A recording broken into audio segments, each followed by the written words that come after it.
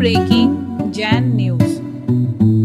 अद्भुत अपने आप में ऐसे घटनाक्रम हैं, कई बार सुन चुके हम, कई बार बोल चुके हम, कई बार सुना चुके हम, लेकिन उसके बावजूद भी हर बार ऐसा लगता है कि ये घटना पहली बार सुनाई जा रही है। ऐसे अपने आप में व्यक्तित्व है।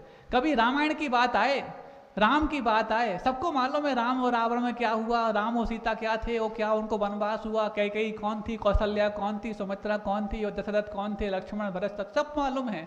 लेकिन जब भी रामायण आती है, राम की कथा सुनते हैं, ऐसा लगता है कि और सुनते जाओ सुनते जाओ, कभी बोर नहीं होते। क्यों? किसी दूसरे व्यक्ति के जो आज कितने भी अपने आप में महिमा मंद क्यों ना हो, उसकी यदि तुम एक बार कथा सुना लो, दूसरी बार सुनाने बैठ, अरे सुनी है बंद करो बहुत हो गया। लेकिन राम की कथा सुनने के बाद बंद करने की बात क्यों नहीं आती? उनके जाने के बाद भी उनकी कथा हम हजारों लाखों बार सुन लें तो भी हर बार लगता है कि वंस मोर। क्यों है? क्योंकि उनका जो अपने आप में योग था बहुत अद्भुत था। इतने महापुरुष हुए, जैनों में भी हुए, जैनेतरों में भी कई लोग बताते हैं, लेकिन राम की जब बात आती है तो पूरा देश 22 जनवरी को एक साथ खड़ा हो जाता है, क्योंकि ये तो राम की बात है। क्यों? और किसी के बारे में खड़ा करके दिखाते तुम एक नहीं, राम अपने आप में अद्भुत। उनकी कुंडली ही अलग टाइप की थी, उनके नक्षत्र और योग अलग ही टाइप के थे। भले ही उन्होंने अपने जीवन में त्रास झेले हैं, वनवास झेले हैं, उसके बावजूद भी त्रास और वनवास झेलने वाले कई और रहे, लेकिन राम को जिन्होंने अपने पास बिठा के रखा है, ऐसे राम की कुंडली को जानने वाले बहुत बिरले हुए। और जब ज्योतिषियों ने राम की कुंडली देखी, सुनो अच्छी बात बता रहे हैं, जब ज्योतिषियों ने राम की कुंडली देखी तो जो योग और नक्षत्र राम की कुंडली में पाए गए, वही योग और नक्षत्र आचार्य विद्यासागर जी महाराज की कुंडली में पाए गए। और ये कुंडली दोनों की ऐसी समान हुई कि गुरुदेव के भी जीवन में कई सारे संकट संघर्ष आए, जैसे कि राम के जीवन में आए, लेकिन जितने संघर्ष आए उतना उनके और व्यक्तित्व को ऊंचा उठाने के लिए आए। आज गुरुदेव हमारे दिल में है, जैसे कि राम हमारे दिल में है। राम को भुलाया नहीं जा सकता। उनके निर्माण होने के बाद भी हर दिल में राम के नाम पर पूरा देश इकट्ठा हो सकता है, दुनिया इकट्ठी हो सकती है। ऐसे ही हम सबके आत्म राम के उद्घाटित करने वाले हमारे राम पूज्य आचार्य विद्यासागर जी महाराज का जब नाम आता है तो पूरी दुनिया, पूरा देश और पूरा ये 3 लोग एक होने के लिए तैयार खड़ा पाया जाता है, क्योंकि उनकी कुंडली भी वैसी ही है जो कुंडली भगवान राम की है। ये ज्योतिषियों ने सिद्ध किया।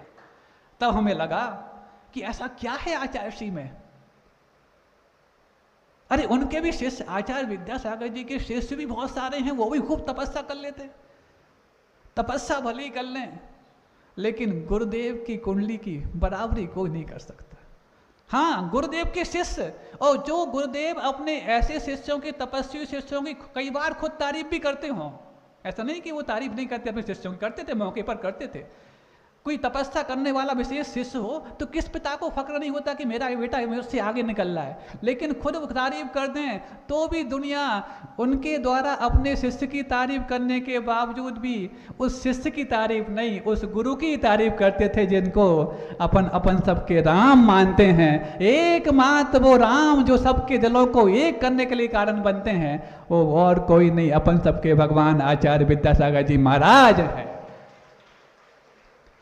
जैसे भक्तामर स्तोत्र और तत्वाद सूत्र, ये 2 महान ग्रंथ जैनों में हुए, जिसको दिगंबर भी मानते, श्वेतांबर भी मानते। हर संप्रदाय के जो जैनों के हैं वो सब उनको एक मानते। कुछ सूत्रों की, कुछ श्लोकों की कम ज्यादा होना अलग बात है, लेकिन दोनों को मान्य है। ऐसे कई गुरुदेव अपन सबको प्राप्त हुए, लेकिन जो सबके लिए सर्वमान्य गुरुदेव है, ऐसे आचार्य विद्यासागर जी महाराज। अब आपको मैं एक मानगी दे दूं, आरिका सुपार्श्वमती जी। सुनो, आरिका सुपार्श्वमती जी, नाम सुना है आपने? अब तो समाधिस्थ हो गई, और जहाँ तक संभव है आचार्य वी सागर जी की शिष्या रही है वो। तो आरिका सुपार्श्वमती जब पूज्य गुरुदेव के दर्शन करने के लिए बीनावारा आई थी, तो उस वक्त उन्होंने गुरुदेव से एक ऐसी बात कही थी कि चूंकि आचार्य ज्ञान सागर जी महाराज, उन्होंने अपने गृहस्थ जीवन में क्योंकि बाल ब्रह्मचारी तो थे ही और पंडित थे, आगम के प्रकांड विद्वान थे। कई संघों में जाकर के उन्होंने अध्ययन अध्यापन कराया और हर संघ के साधु पंडित भूरामल जी की अथवा आचार्य ज्ञान सागर जी की अपने आप ने अपने जीवन में बहुत उनका एक उपकार मानते थे। तो आचार्य ज्ञान सागर जी महाराज के माध्यम से वो आर्यिका सुपार्श्वमती को जो कुछ भी मिला होगा उन्होंने अपनी डायरी में उसको नोट किया। तो एक डायरी में लिखी हुई बात को आचार्य गुरुदेव विद्यासागर जी महाराज के सामने जब वो बता रही थी बीना बारा में, वो कहती हैं आचार्य ज्ञान सागर जी महाराज अपने आप में अद्भुत थे, सबके लिए सबसे प्रिय थे, सर्वमान्य थे। उन्होंने एक बहुत अच्छी बात कही थी, जहाँ पर भी विसंवाद है, सुनो सबके लिए काम की आने वाली बात है, गृहस्थी में विसंवाद होते, बिजनेस में विसंवाद होते, देश में होते, समाज में होते, परिवार में होते, तो वो कहते आचार्य ज्ञान सागर जी महाराज जहाँ पर भी विसंवाद है वहाँ पर असत्य अवश्य है, या तो दोनों असत्य हैं या एक असत्य है। जहाँ पर भी विसंवाद है वहाँ पर असत्य अवश्य है। यदि व्यक्ति अपने सत्य को मनवाने के बजाय असत्य को मान ले तो विसंवाद वहीं समाप्त हो जाए।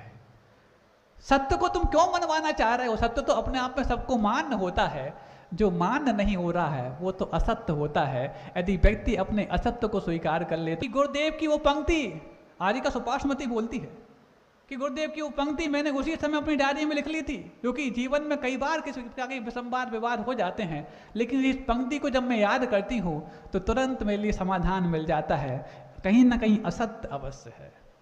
सत्य को सिद्ध नहीं करना पड़ता, वो तो स्वयं सिद्ध है।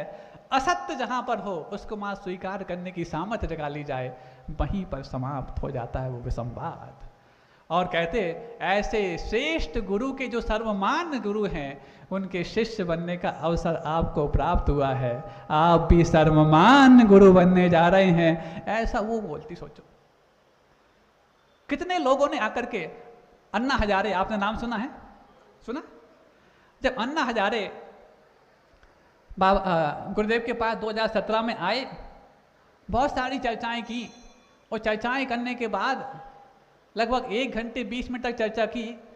कई चर्चाओं को करने के बाद उनके मुख से वाह वाह वाह ऐसे शब्द निकलते रहे, क्योंकि परोपकार और समाज कल्याण के कार्य वो भी कर रहे हैं और पूज्य गुरुदेव ने भी किए हैं। तो ऐसे में दोनों, एक परोपकारी और समाज कल्याण के करने वाले विभूतियाँ सामने बैठी हों और यदि एक विभूति दूसरी विभूति की ऐसी तारीफ कर रही हो, वाह क्या बात है। उन्होंने स्वीकार किया कि मैंने तो सिद्धांतों के रूप में समाज कल्याण के कार्य किए हैं, लेकिन आपने तो सिद्धांत के साथ साथ प्रयोगों के रूप में भी किए हैं, चाहे वो हथकरघा के रूप में हो, चाहे वो पूर्णायु आयुर्वेद के रूप में हो, चाहे हस्तशिल्प के रूप में हो, चाहे प्रतिभा स्थली के रूप में हो, चाहे भाग्योदय के रूप में हो, चाहे जन कल्याण के लिए और किए जाने वाले कार्यों के रूप में आपने बहुत से कार्य किए हैं। लेकिन जब सब कुछ हो गया, अंत में जब वो चर्चा समाप्त होने के बाद उठने वाले थे, उस समय अन्ना हजारे की उम्र थी 80 वर्ष और गुरुदेव रहे होंगे लगभग उस समय 72-73 वर्ष के। तो वो अन्ना हजारे गुरुदेव से कहते हैं, आज 80 वर्ष की उम्र में भी आपसे मिलने के बाद मेरे भीतर 2 कदम आगे बढ़ने की सामर्थ्य आ गई है और आज मैं आपका लाउड स्पीकर बनकर के पूरे देश में जा रहा हूं और आपके परोपकार की जितनी भी भावनाएं हैं उन सबको जितना बन सकेगा मैं देश में फैलाऊंगा। और इसके बाद जो उन्होंने एक बात कही सबको सुनने लायक है, जितने भी राजनीतिक दल हैं और जितने भी राजनीतिक दल हैं वो यदि अपने पार्टी के उम्मीदवारों को टिकट देने के लिए जिस भी पैरामीटर को, जिस भी पैमाने को अपनाते हैं, आज मैं उन सब के लिए एक नया पैमाना देने जा रहा हूं। सारे उम्मीदवारों को टिकट देने के पहले ये कह दो, जो आचार्य विद्यासागर जी महाराज के पास जाकर के परमार्थ के कार्यों को करने का 2 वर्ष का सर्टिफिकेट लेकर आएगा, उसको पार्टी उसको निःशुल्क में टिकट दे देगी। तब जाकर के मानना कि वो राजनेता इस राष्ट्र का उद्धार कर पाएगा। कोई भी राजनीतिक पार्टी अपने उम्मीदवारों को टिकट ना दे यदि वो आचार्य विद्यासागर जी के पास जाकर के 2 वर्ष का सर्टिफिकेट लेकर के ना आए।